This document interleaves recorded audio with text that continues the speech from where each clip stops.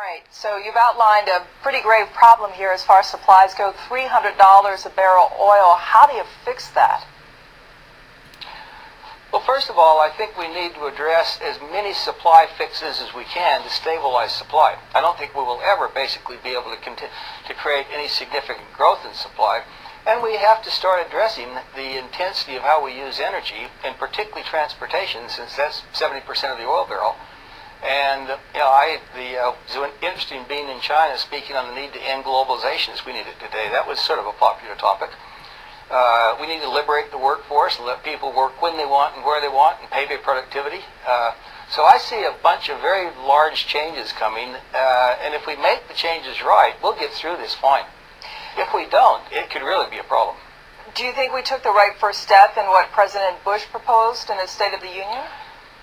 Well, I think the most important thing began a year ago when President Bush made his famous America ends its addiction to oil.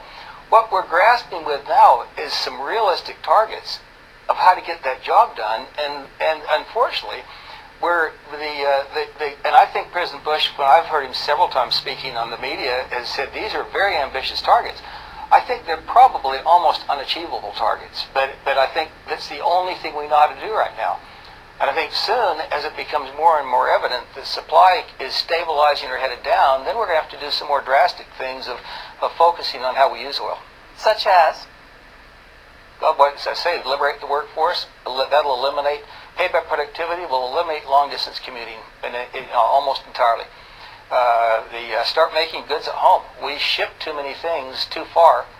And if you just go through, you have to sort of start from the ground root. How did we get to 85 million barrels a day of consumption? And what would we do if the supply went to 70? Well, we thought it was going to 100. So that's the magnitude of the issue we're talking about. And it's very serious, and not a lot of attention has been spent on it. And I am firmly of the belief that over the course of the next year or two, this issue of peak oil will probably replace global warming, is what we're almost worried about and debating and talking about. Where potentially might we find oil where we haven't yet, if anywhere? Well, there's the entire outer continental shelf of North America that's basically barely been drilled, explored, other than the central and western part of the Gulf of Mexico, the Bay of Campeche, Santa Barbara Channel, and Cook Inlet. I mean, we might start looking there. But you're not optimistic. Well, I think we've almost run out of time. We're out of drilling rigs. The current offshore drilling fleet of 600 rigs is on average 25 years old this year. It's when we used to retire rigs and junk them, and now the whole fleet, 80% of the drilling fleet is basically now in the kind of 24 to 27-year-old age group. So we're going to have to work very hard to keep actually the industry at its current size. We kind of let the industry rust away.